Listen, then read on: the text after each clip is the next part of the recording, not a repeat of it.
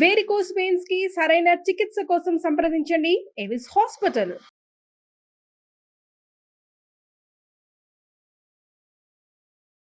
నమస్తే విజయ పెద్దన గారు. నమస్తే ఉషా.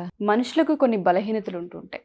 ఒక మనిషి ఇంకొక మనిషికి అలవాటు పడడం అనేది బలహీనతగా మనం చూడొచ్చు అంటారా? అతిగా ఎప్పుడైతే అలవాటు పడుతూ ఉంటుంటామో దానివల్ల వచ్చే కాన్సిక్వెన్సెస్ ఏంటి? మనిషి ఏ విధంగా సఫర్ అవుతుంది? ఎమోషనల్ పరంగా నష్టం కలిగించేదే అవుతుంది అతి అన్నప్పుడు. అవతల వ్యక్తికి అలవాటు పడటం అనేది కొన్ని రిలేషన్షిప్స్లో సహజం.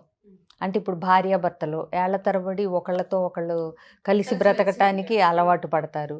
వాళ్ళు లేకపోతే కనుక ఇబ్బంది పడతారు, బెంగ పడతారు. మనకి అవతల మనిషితో మనం అలవాటు పడటం అనేది మనకు ఒక బలం కింద మార్చుకోగలగాలి కానీ బలహీనత కింద మార్చుకోకూడదు.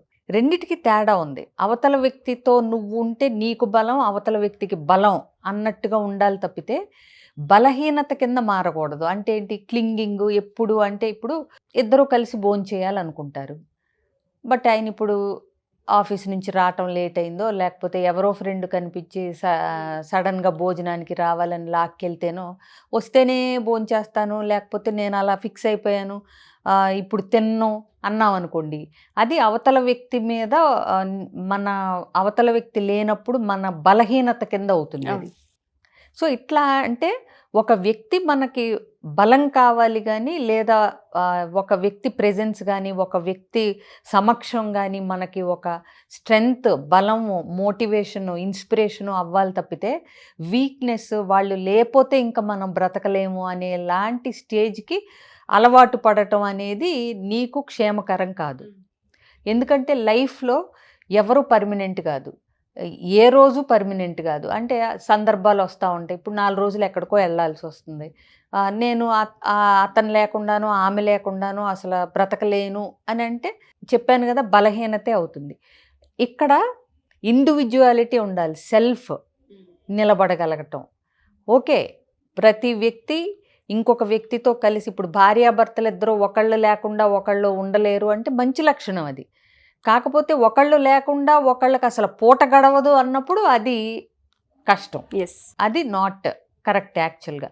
సో నువ్వు ప్రేమగా ఉండాలి, బాధ్యతగా ఉండాలి, ఆప్యాయంగా ఉండాలి, వాళ్ళ మీద డిపెండ్ అవ్వాలి. అలా అని ఆ డిపెండెన్సీ అది ఇక కంప్లీట్గా అంటే వాళ్ళు లేకపోతే నాకు రోజు గడవదు, గంట గడవదు, పూట గడవదు అన్నట్టు అవుతుంటే మాత్రం నీ పర్సనాలిటీలో ఎక్కడో నువ్వు చెక్ చేసుకోవాల్సిన ఒక అవసరం ఉంది. అంటే బౌండరీస్, ఒక బిహేవియర్కి ఒక బౌండరీస్, ఎమోషన్స్కి ఒక బౌండరీస్, ఇవి సెట్ చేసుకోవటం, సొంతగా సెల్ఫ్గా బ్రతకటం, ఒక ఐడెంటిటీతో ఉండగలగటం, ఇవన్నీ ఉన్నప్పుడు అంత అంటే డిపెండెన్సీ అంత ఉండదు.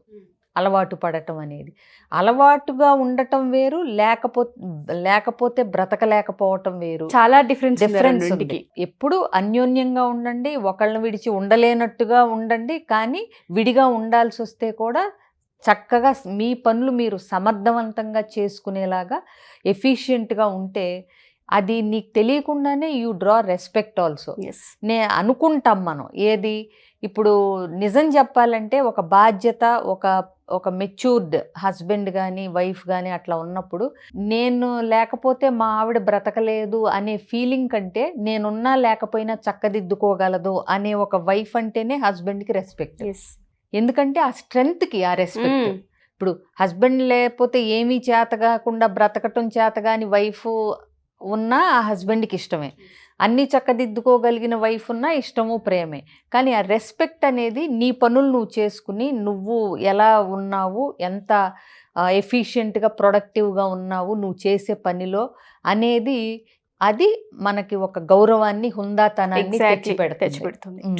సో కాబట్టి బేలగా అంటే అబలగా డిపెండెంట్గా ఉండాల్సిన పని లేదు. ఎస్పెషలీ అమ్మాయిలు అబ్బాయిల మీద అంటే అతిగా అలవాటు పడిపోయి అతుక్కుపోయి వాళ్ళు లేకపోతే పూట గడవదు అనేలాగా ఉండాల్సిన పని లేదు.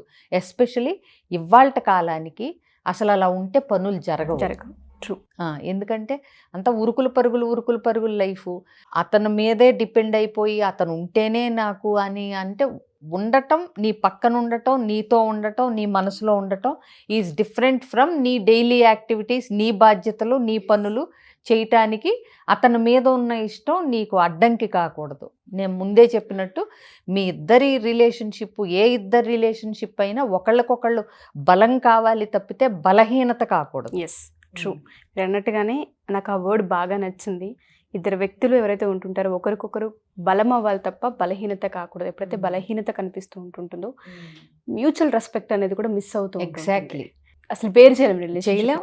నేను ఎప్పుడు అంటాను కదా, కొంచెం కొంచెం ఒక పిసర ప్రేమ తగ్గినా పర్లేదు కానీ గౌరవం లేని చోట చులకన, గ్రాంటెడ్నెస్ ఇవన్నీ మొదలవుతూ ఉంటాయి. సో అతిగా డిపెండ్ అయ్యే వాళ్ళని చూస్తే పార్ట్నర్కి చులకనే వస్తుంది.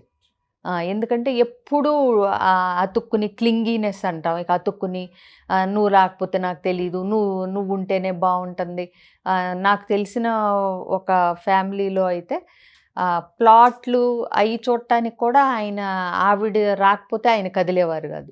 అవి ఎక్కడెక్కడో ఉంటాయి అవుట్స్కట్స్లో. ఆవిడకేమో విసుగు, ఇంటి పనులన్నీ చేసుకున్నాక మళ్ళీ ఆయన ఆఫీస్ నుంచి వచ్చాక ఆ ప్లాట్ చూడాలి, ఈ ప్లాట్ చూడాలంటే చూడటానికి నేను ఎందుకండి, పోనీ మీకు అన్ని 10 చూసి 2 నచ్చి వీటిల్లో ఏది ఫైనల్ చేద్దాం అన్నప్పుడు నన్ను పిలవండి అంటే ఆయనకి వేరే ఫ్రెండ్ సర్కిల్ లేక చూడటానికి కూడా తిరగాలంటే అందరికీ ఇష్టం ఉండకపోవచ్చు. ఇది అలవాటు పడిపోవటం.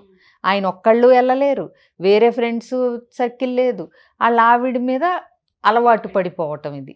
సో కొంతమంది మామూలుగానేమో రివర్స్లో, మీ ఆయన చక్కగా ప్లాట్లు చూడటానికి కూడా మిమ్మల్ని తీసుకెళ్తారా, మా ఆయన కొన్నాక కూడా చెప్పరనే వాళ్ళు రకరకాలు. కూర్చున్నప్పుడు ఏంటంటే సరదాగా డిస్కస్ చేస్తున్నట్టు. ఏదేమైనా డిపెండెన్సీ ఎక్కువ అలవాటు పడడం అనేది ఎప్పటికైనా డేంజరే. అతి సర్వత్రా వర్జయేత్. ఇంకొకటి, అలా ఎవరి పని వాళ్ళు చేసుకునే వాళ్ళు ఇంటర్ డిపెండెన్సీ ఉండాలి కానీ ఓవర్ డిపెండెన్సీ ఉండకూడదు. Thank you ma'am, thank you so much.